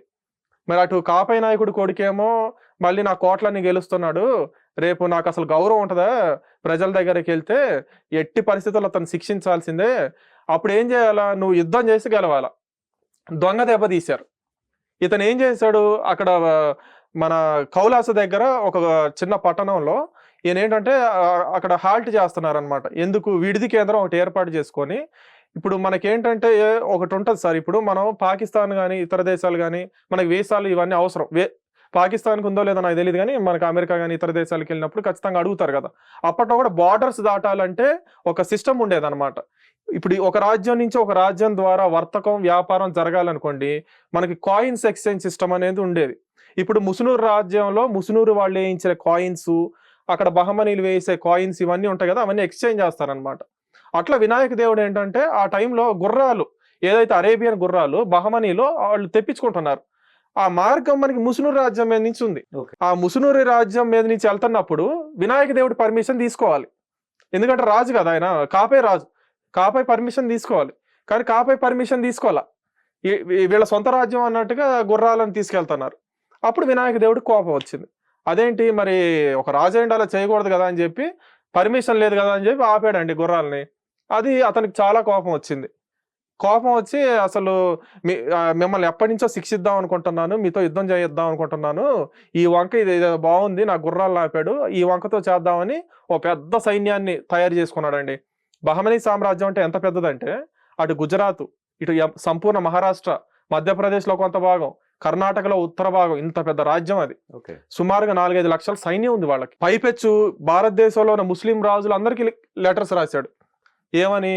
ఈ కాపయ్య అనే ఆయన హిందువులందరికీ ప్రతినిధి అవుతున్నాడు, అవిశ్వాసులకి ఇతను విశ్వాస అవుతున్నాడు. ఎందుకు? మీకు భారతదేశంలో హిందూ రాజులు ఎవరు లేరుగా, ఉంది ఇద్దరే, బుక్కరాయలు, కాపయ్య. కాపయ్యకి ఎక్కువ పేరు ఉండేది, అంతే, ఇంక లేరు, ఎవరు ఇంకెవరు లేరు. కాపయ్యకి ఎక్కువ పేరు ఉండేదండి. ఎందుకంటే కాపయ్య అతని యొక్క వీరత్వం గాని, అతని యొక్క గాథలు గాని మనకి 1423లో అండి, ఇప్పుడు శ్రీనాథులు వారు ఉన్నారు కదా, మన కాపయ్య చనిపోయిన 50 సంవత్సరాల తర్వాత ఒక శాసనం వేయించింది రెడ్డి రాణి వీరభద్రారెడ్డి అని. మనకి అనితల్లి భార్య ఎవరైతే మనకి రాజమండ్రి రెడ్డి రాజు ఉన్నారో ఆయన పేరు వీరభద్రారెడ్డి, ఆయన దగ్గరే శ్రీనాథుడు ఉండేవాడు. వారి భార్య ఒక శాసనం వేయించింది. అందులో ఏం చెప్పిందంటే, అసలు కాపయ్య అంట కాపయ్య పాదపద్మాలని 75 మంది సామంత రాజులు సేవించేవాళ్ళంట పుష్పగుచ్చాలతో. ప్రోలయ కాపయ్య పేర్లు రెడ్డి రాజ్యంలో కూడా కథల కింద ప్రచారం చేసేవాళ్ళంట. ఇంత గొప్ప వర్ణన ఉందండి ప్రోలయ గురించి, కాపయ్య గురించి. సో కాపయ్య ఒక దిక్సూచి కింద కనపడుతున్నాడు. ఇప్పుడు వీళ్ళందరూ ఏమని ఆలోచించారు, కాపయ్యని గనక వదిలిపెడితే రేపు మళ్ళీ హిందువుల్లో ఐక్యమత్యం వస్తుంది భారతదేశ వ్యాప్తంగా. అందుకని ఆ వాయిస్ ఉండకూడదు. అతను మన రాజ్యాన్ని స్వతంత్రించుకోవడానికి సహాయం చేశాడు, కరెక్టే. కానీ అతని వల్ల ఏంటి, హిందువులందరూ కూడా మళ్ళీ ఏకీకృతం అవుతున్నారు, ఇది మనకి ప్రమాదం అని ఈయన లేఖల్లో రాశాడండి. ఎవరు? బహమనీ సుల్తాన్, ఆయన పేరు మొహమ్మద్ షా, జాఫర్ ఖాన్ కొడుకు. ఆయన చనిపోయాడు, ఎవరైతే స్వతంత్ర రాజ్యాన్ని స్థాపించాడో ఆయన చనిపోయాడు, ఆయన కొడుకున్నాడు ఆ టైంకి.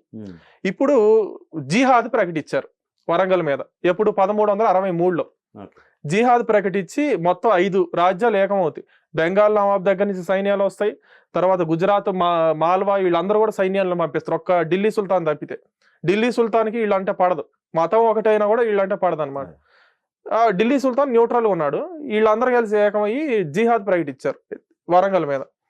ఇప్పుడు కాపయ్యకి సైన్య సహాయం అటు నుంచి రాల, విజయనగరం నుంచి. ఎందుకు? విజయనగర రాజులు కూడా భయపడ్డారు, రేపు కనుక కాపయ్యకి మనం సైన్యాన్ని పంపిస్తే రేపు వీళ్ళు మన మీద కూడా వస్తారు, ఆయన కనుక ఒకవేళ ఓడిపోయాడంటే మన కత్తి కూడా కంచికే పోద్ది, అందుకని మనం కూడా న్యూట్రల్గా ఉందామని చెప్పి వాళ్ళు ఆర్మీని పంపించారు. అయినప్పటికీ అతి తక్కువ సైన్యాలతో అండి, సుమారు 1,00,000 సైన్యంతో 5 లక్షల సైన్యాన్ని ఎదిరించాడు కాపయ్య. 18 నెలలు ఎదిరించాడు. ఎదిరించి మొత్తం తెలంగాణలో ఉన్న గుళ్ళన్నీ కూల్చారండి వాళ్ళు. ఎక్కడ ఏది కనపడితే అది గర్వంగా చెప్పుకున్నారు వాళ్ళ పుస్తకాల్లో. ఇప్పుడు మన సూర్యాపేటలో శివుడు గుడి ఉంటుంది, ఎరకేశ్వర స్వామి శివాలయం అని, దాన్ని అసలు మామూలుగా ధ్వంసం చేయాల. తర్వాత వాటన్నిటిని కూడా వాళ్ళ మతంలోకి మార్చుకున్నారు, మదరాసాల కింద మార్చారు. ఇవన్నీ వాళ్ళ పుస్తకాల్లో రాసుకున్నారు. అట్లా సుమారు 18 నెలలు యుద్ధం జరుగుద్దండి. జరిగిన తర్వాత మనకి ఏంటంటే ఇంకా కాపయ్య సంధికి వస్తారనమాట. ఎందుకు?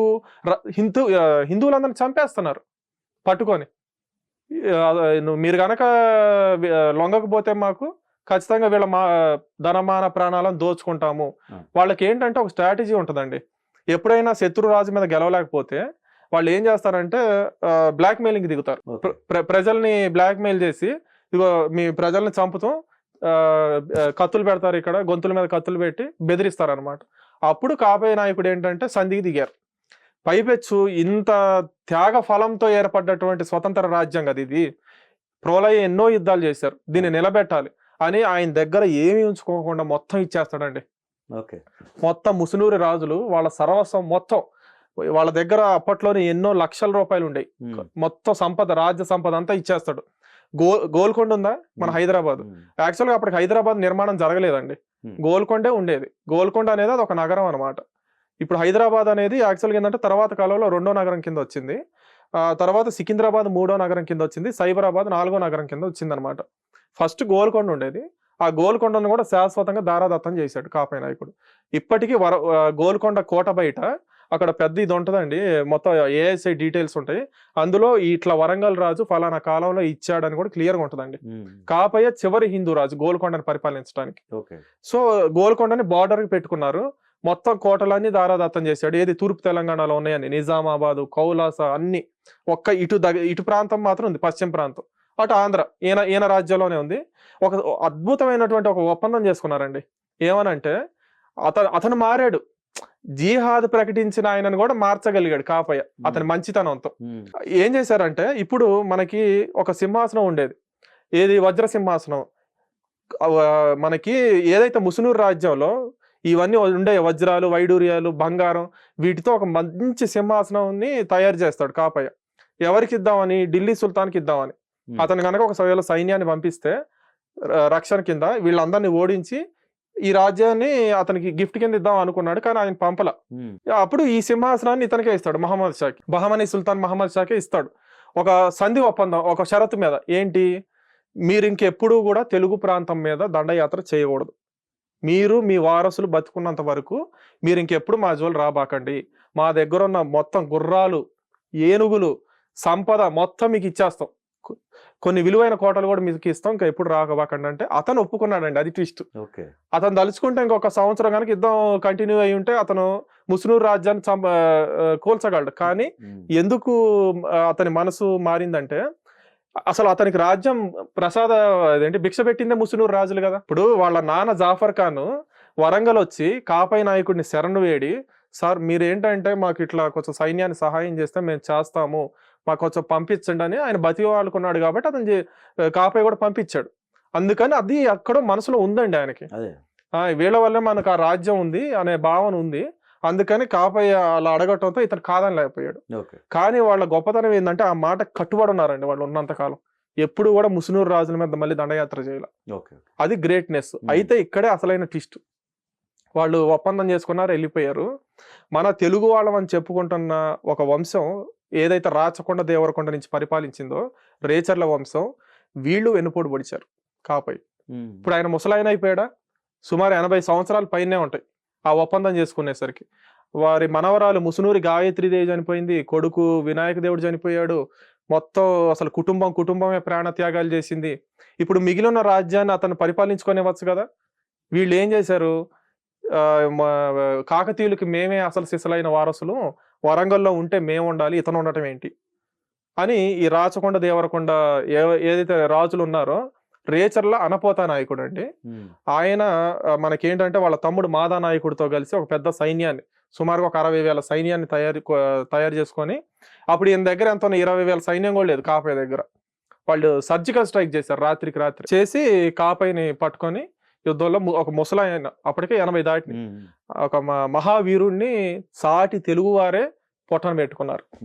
ఇది అసలు భారతదేశ చరిత్రలోనే అత్యంత చీకటి విషాదం అనమాట. ఈ విషయాన్ని చెప్పింది ఎవరో తెలుసా? ఆర్ఎస్ఎస్ వాళ్ళే. ఆర్ఎస్ఎస్ వాళ్ళకి ఒక ఏకాత్మతా స్తోత్రం అని ఒకటి ఉంటుందండి. అందులో భారతదేశానికి సంబంధించినటువంటి నదులు, తర్వాత రాజులు, వీళ్ళ పేర్లు ఉంటాయి. అందులో 25వ శ్లోకంలో మనకి ముసునూరి నాయకం అని వస్తుంది. అంటే ఇప్పటికీ వాళ్ళు సంధ్యావందనం చేసేటప్పుడు ఈ పేర్లని చదువుతారు. అందులో ముసునూరు వాళ్ళకు కూడా స్థానాన్ని కల్పించారు, అంత గొప్ప రాజులని. మరి ఒక తెలుగు వీరుడు ఏదైతే తెలుగు జాతి కోసం జీవితాంతం పోరాడాడో సాటి తెలుగు వాళ్లే వచ్చి చంపేశారు. అది చాలా దురదృష్టకరం. దీన్ని మల్లంపల్లి సోమశేఖర్ శర్మ గారు వారు రాసిన ముసునూరి నాయకులు అనే పుస్తకంలో కూడా ఆయన చాలా బాధతో ఇది చాలా దారుణం, అమానుషం అని చెప్పి ఆయన రాయటం జరిగింది. వాళ్ళ మీద పుస్తకం కూడా రాయమని తర్వాత కాలంలో కొంతమంది వెళ్ళి అడిగితే, రాచకొండ దేవరకొండ అని మనకి రాజ్యాలు ఉంటాయండి. ఇప్పుడు కమిషనరేట్ కూడా ఉంది హైదరాబాద్ కదా రాచకొండ అనేది. సో ఆ రాచకొండ దేవరకొండ మీద పుస్తకం రాయమని తర్వాత కాలంలో కొంతమంది వెళ్ళారు. నేను రాయనని చెప్పారు. ఎందుకంటే తెలుగు జాతి కోసం పోరాడిన కాపైని మీరు చంపారు, అది చాలా అమానుషం. ఆయన గెలుచుకున్నాడు ఆయన కష్టంతో కోట. వారసత్వం అనేది ఎప్పుడు కూడా ఏంటంటే తన యొక్క పరాక్రమం ద్వారా వస్తుంది తప్ప ఏదో చెప్పుకుంటే రాదు. మీరు చేసింది చాలా తప్పని చెప్పి మల్లంపల్లి సోమశేఖర శర్మ గారు ఆయన తెలుగు వాళ్ళ చరిత్రకారులందరికీ ఒక దైవం అండి. ఓకే. ఇప్పుడు ఎన్టీఆర్ అంటే ఎట్లా తిరుగులేని నెంబర్ 1 హీరో అని చెప్తారు కదా సినిమా ఇండస్ట్రీకి, అట్లా తెలుగు వాళ్ళ చరిత్రకారులు అందరిలో కూడా శిఖరం, ఎవరెస్ట్ శిఖరం లాంటి వ్యక్తి మల్లంపల్లి గారు. ఆయన రాశారు ముసునూరు నాయకుల గురించి. ఆయన రాయబట్టే చరిత్రలో వీళ్ళ పేర్లు నిలబడ్డాయి. ఇప్పుడు 100 సంవత్సరాల పాటు మనకి గ్రూప్స్లో సివిల్స్లో వాటిలో వీటిలో ముసునూరు వాళ్ళ పేర్లు అడుగుతున్నారంటే, గవర్నమెంట్ పోటీ పరీక్షలు అడుగుతున్నారంటే కారణం అదే. సో అట్లా నేను ఏంటంటే వారి పుస్తకం చదివి స్ఫూర్తి పొంది ముందుకెళ్తున్నానండి. మరి ఇప్పుడు మీ ప్రపోజల్ కూటమిని కలిసి మాట్లాడారా? మాకుందండి ఆలోచన కూడా, ఖచ్చితంగా అది చేయాలి. ఎందుకంటే ఇది మన జాతి యొక్క తెలుగు జాతి యొక్క ఆత్మాభిమానం ఇప్పుడు. ఎందుకంటే వాళ్ళు యుద్ధాలు చేసింది తెలుగు జాతి కోసం, వాళ్ళ కోసం కాదు. మనకి చరిత్రలో ఎంతో మంది రాజులు ఉంటారు, రాజ్య విస్తరణ కోసమో లేకపోతే అక్కడ ఉన్న డబ్బుల కోసం, నగల కోసమో, వజ్రాల కోసం, వైడూర్యాల కోసం యుద్ధాలు చేస్తారు. కానీ ప్రోలయ కాపై చేసిన యుద్ధాలు అలాంటివి కాదు, వాళ్ళు ధర్మ రక్షణ కోసం చేశారు. రామరాజ్యంతో పోల్చబడింది ప్రోలయ రాజ్యం. రామరాజ్యంలో ఎలాంటి బాధలు ఉండేవి కాదు, సర్వ ప్రాణులకి కూడా న్యాయం జరిగేది. అలాగే ప్రోలయ రాజ్యంలో కూడా పన్ను అండి. ఇప్పుడు ప్రోలయ ఒక మాట అనొచ్చండి, ఏమనంటే ఇప్పుడు మనకి కష్టాలు ఉన్నాయండి, ముస్లిం ఢిల్లీ సుల్తాన్లు ఇట్లా చేశారు, కొంచెం ఎక్కువ పన్ను కట్టండి, కొంచెం ప్రభుత్వాన్ని నడపడానికి లేవు అని చెప్పి అనొచ్చు కదా. ఆయన అడిగినా ఇచ్చేవాళ్ళు ఉన్నారు, ఎందుకంటే ఆయన దేవుడు కదా. అవును ప్రభువు చెప్పింది కరెక్టే, మరి ఆయనకి ఆర్థికంగా చాలా ఉంటాయి కదా, ఇబ్బందులు ఉంటాయి కదా అని చెప్పి అనొచ్చు. కానీ ఎప్పుడు ప్రజల మీద ఇబ్బంది పెట్టలేదండి. సామాజిక న్యాయం అప్పట్లోనే చేశారు ఆయన, అన్ని కులాల వాళ్ళని. ఇప్పుడు సహజంగా ఏంటంటే చరిత్రలో కొంతమంది విమర్శకులు ఏం చేస్తారంటే, అంటే హిందూ మతాన్ని వ్యతిరేకించే వాళ్ళు ఇది కేవలం కొంతమంది మతమే, కొన్ని కులాలకు ప్రాతినిధ్యం దక్కలేదు, మరి ముఖ్యంగా శూద్రులకి దక్కలేదు అంటారు. ఇప్పుడు మరి ప్రోలయ కాప ఇద్దరు కూడా స్పష్టంగా మేము శూద్రులు అని చెప్పుకున్నారు కదా, మరి బ్రాహ్మణులు కిరీటాలు పెట్టారు కదా. ఇది ఒక తప్పుడు ప్రచారం, హిందూ మతం మీద వస్తున్నటువంటి ఒక తప్పుడు ప్రచారం ఇది.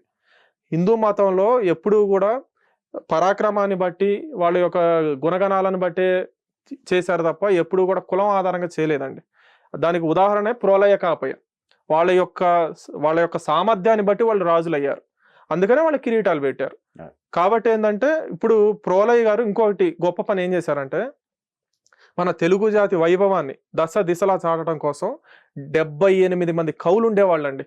ఇప్పుడు మన కృష్ణదేవరాయలు ఉండేవారు కదా, అష్టదిగ్గజాలు అంటారు, 8 మంది. తర్వాత ఆయన భువన విజయం అని చెప్పి అనేవాళ్ళు ఆయన కోర్టుని. ప్రోలయ దగ్గర 78 మంది ఉండేవాళ్ళు అష్టదిగ్గజాలు అంటాడు. వాళ్ళందరూ కూడా వివిధ రంగాల్లో నిష్ణాతులైనటువంటి కవులు. వాళ్ళందరినీ పండిత పర్వతాలు అనేవాళ్ళు. పండిత పర్వతాలు. ఇక్కడ వీళ్ళు ఏంటంటే మనకి అష్టదిగ్గజాలు అయితే వీళ్ళు పండిత పర్వతాలు. ఎందుకంటే ఒక్క డిబేట్లో కూడా ఎవరితో ఓడిపోయేవాళ్ళు కాదండి. అంత గొప్ప ఆస్థానం అది ప్రోలయ గారిది. ఆయన ప్రోలవరం లాంటి గ్రామాలు ఎన్నో అనేకం దానం చేశారు. మరి అలాంటి మహావీరుడిని మనం గుర్తుపెట్టుకోకపోతే ఎలా? మన పూర్వీకుడు కదా ఆయన. తెలుగు వారందరూ కూడా ఈయన మహారాజు, భారతీయులే ఓన్ చేసుకుంటున్నారండి. ఉత్తర భారతదేశం పోతే ప్రోలయ గురించి, కాపయ్య గురించి వాళ్ళు ఎంతో చాలా ఇంట్రెస్టెడ్గా ఉంటారు. నేను చాలా మందితో మాట్లాడా, ఏమండి మేము వికీపీడియాలో అక్కడిక్కడ చూస్తుంటాం ముసునూరు నాయకులని, మంచి ఇది ఉంది, వాళ్ళకి చరిత్ర ఉంది, కానీ అంత డీటెయిల్గా ఎక్కడ లేదండి. నేను అందుకని ఇంగ్లీష్లో కూడా తెస్తున్నానండి బుక్స్. త్వరలోనే చాలా డెప్త్గా డీటెయిల్డ్గా ఇంగ్లీష్లో కూడా తీసుకురావడం జరుగుతుంది. కాబట్టి ఏంటంటే మనకి తెలుగు భారతీయులందరూ కూడా ఓన్ చేసుకున్నారు మన వాళ్ళని. సో తెలుగు వాళ్ళు ఈరోజు ఐక్యంగా ఈ గాళం ఎత్తాలి. ఏమని? పోలవరానికి ముసునూరి ప్రోలయ పేరు పెట్టాలి, అక్కడ ప్రోలయ గారి విగ్రహం ఏర్పాటు చేయాలి, 100 అడుగుల విగ్రహం ఏర్పాటు చేయాలి. అక్కడ ఒక ఆయన చరిత్రను అంతా ప్రదర్శిస్తూ ఒక చిన్న ఏంటంటే ఒక కన్వెన్షన్ సెంటర్ లాంటిదో, ఒక ఆడిటోరియం లాంటిదో ఒకటి ఏర్పాటు చేసి అక్కడికి వచ్చే టూరిస్టులందరికీ ఈయన చరిత్ర చెప్పాలి. అవునా కదా? కాబట్టి ఆయన పేరుకి అర్హత ఉంది. పోలవరానికి ఎవరు పేరు పెట్టాలనే దాంట్లో ప్రథమంగా అర్హత ఉన్నటువంటి వ్యక్తి ముసునూరి ప్రోలయ. అప్పుడే మనకు ఆయన త్యాగాలని గుర్తించినట్టు, ఆయన పోరాటాన్ని గుర్తించినట్టు, ఆయనకి తగిన సముచిత స్థానాన్ని కల్పించినట్టు. అవునా కదా? ఛత్రపతి శివాజీ గారి కంటే 400 సంవత్సరాల ముందు, శ్రీకృష్ణదేవరాయల కంటే 250-300 సంవత్సరాల ముందు యుద్ధాలు చేసినటువంటి మహావీరుడు ముసునూరి ప్రోలయ గారు. ఆయన లేకపోతే భారతదేశ చరిత్ర ఏందో కూడా గందరగోళం అని నేను అనలా, మల్లంపల్లి సోమశేఖర శర్మ గారు అన్నారు. అసలు ప్రోలయ నాయకుడు గనక విజయాన్ని సాధించకపోయి ఉంటే భారతదేశ చరిత్ర ఏమయ్యేదో, హిందువులందరూ ఏమయ్యేవాళ్ళో అని చెప్పి. ఇప్పుడు మనకి బెంగాల్ ఉందండి. బెంగాల్ ఒకప్పుడు ఉమ్మడి బెంగాలే, తర్వాత పశ్చిమ బెంగాల్, ఈస్ట్ బెంగాల్ అని చెప్పి మనకి విభజించారనమాట బ్రిటిష్ వాళ్ళ కాలంలో. విభజించు పాలించు. ఈ వెస్ట్ బెంగాల్ ఏమో హిందూ మెజారిటీ ఉండేది, ఈస్ట్ బెంగాల్ ఏమో మనకి ముస్లిం మెజారిటీ ఉండేది. తర్వాత కాలంలో ఏం చేశారు, పాకిస్తాన్ విభజించినప్పుడు అదొక స్వతంత్ర దేశంగా తర్వాత కాలంలో మారింది కదా 71లో. బంగ్లాదేశ్ అయింది. బంగ్లాదేశ్ అంటే బెంగాలీల యొక్క ఇదేంటిది నేల అని అర్థం అనమాట. బంగ్లా అంటేనే బెంగాలీలు, కానీ వాళ్ళు ఆచరించే మతం వేరు. సేమ్ అట్లాగే ఏది తెలంగాణలో తెలుగే ఉండేది, ఆంధ్రాలో తెలుగే ఉండేది, కానీ మతాలు భిన్నంగా ఉండేవి అనమాట. అది జరిగేది ఖచ్చితంగా. ప్రోలయ్య కాపయ్య దానికి ఫుల్ స్టాప్ పెట్టారు. మరి అలాంటి యుగ పురుషుల్ని మనం మర్చిపోతే ఎలాగండి? అది కేవలం ఒక్కళ్ళ బాధ్యత చెప్పండి. ఇప్పుడు నా బాధ్యత, మల్లంపల్లి గారి బాధ్యత, లేకపోతే ఇంకొకరిదో కాదు కదా. ఒక 10 మందిది కాదు కదా, అందరిది. తెలుగువారు 10 కోట్ల మంది ఈరోజు ఏకం అవ్వాలి. అయ్యి వీరి యొక్క విగ్రహాలు అన్ని చోట్ల ఏర్పాటు చేయాలి. ఇప్పుడు పోలవరం అంటున్నాం అంటే ఓన్లీ పోలవరమే కాదు, వరంగల్లో కూడా కాపై విగ్రహం 100 అడుగులు ఏర్పాటు చేయాలి. ఆయన యొక్క పరాక్రమం తెలియాలి. వీలైతే ఎయిర్పోర్ట్ కడుతున్నారంట వరంగల్లో, దానికి ఈయన పేరు పెట్టాలి. రుద్రందేవి పేరు పెట్టినా మంచిదే, మనకి కాకతీయ రుద్రందేవి గారి పేరు పెట్టినా మనకి మంచిదే, లేదా కాపయ్య గారి పేరు పెట్టినా మంచిదే. అట్లా మనకి వీళ్ళు బ్యాలెన్స్డ్గా అన్ని చేసుకుంటూ వెళ్ళాలండి. కానీ చరిత్రలో వీళ్ళ పేర్లు మేము ఎక్కడా చెప్పాం. అందుకని మేము ఏం చేస్తున్నాం అంటే అండి, ఏప్రిల్ 19 అంటే కాపయ్య నాయకుడు, ప్రోలయ నాయకుడు ఎప్పుడు పుట్టారో మనకి చరిత్రలో స్పష్టమైన తేదీలు లేవు. కానీ ఆర్ఎస్ఎస్ వాళ్ళు ఒక రోజు అనుకుని ఈ రోజున వీళ్ళని స్మరించుకుందాం అనే ఉద్దేశంతో 2 రోజులు సెలెక్ట్ చేశారండి. అందులో మనకి ఏంటంటే ఏప్రిల్ 19వ తారీఖేమో మనకి కాపయ్య గారిది బర్త్డే చేస్తారు, పుట్టినరోజు చేస్తారు. అలాగే ఆగస్టు 13 ఏమో ప్రోలయ్య గారిది పుట్టినరోజు చేస్తున్నారు. ఈ సాంప్రదాయం 1925 నుంచి ఉంది. ఇప్పుడు 100 సంవత్సరాలు మన ఆర్ఎస్ఎస్ పూర్తి చేసుకుంది కదా, 25 నుంచి ఈ సంప్రదాయాన్ని కొనసాగిస్తున్నారు ప్రోలయ్య కాపయ్య గురించి. మన ప్రభుత్వాలు కూడా అధికారికంగా వీళ్ళ వారసుల్ని పిలిపించి ఎక్కడెక్కడ ఉన్నారో వాళ్ళ సమక్షంలో ప్రోలయ్యది కాపయ్యది అధికారికంగా చేయాలండి. ప్రభుత్వాల తరపున చేయాలి. ఆయన పుట్టినరోజుని వేడుకలు అంగరంగ వైభవంగా చేయాలి. కాబట్టి ఇప్పుడు ఈ 2వ ఎడిషన్ కూడా వస్తుందండి. ఖచ్చితంగా ఏంటంటే రేవంత్ రెడ్డి గారి దృష్టికి, అటు చంద్రబాబు నాయుడు, పవన్ కళ్యాణ్ గారి దృష్టికి కూడా మేము ఖచ్చితంగా తీసుకెళ్తాం ఈ విషయాలన్నీ. ఇంకా అందరినీ కలుపుకొని వెళ్తాం. ఖచ్చితంగా మనకు కావాల్సింది ఒకటే, అందరినీ ఏకం చేసి ప్రోలయ్య పేరు, కాపయ్య పేరు ప్రజల్లోకి తీసుకెళ్లాలండి. ఇది నా జీవిత లక్ష్యం అనమాట. నా జీవిత కాలం అంతా నేను వీళ్ళకి అంకితం చేశానండి, ప్రోలయ్యకి కాపయ్యకి. ఖచ్చితంగా నేను ముందు కూడా ఇదే పని మీద ఉంటాను, వీరి గురించే పనిచేస్తూ ఉంటానండి.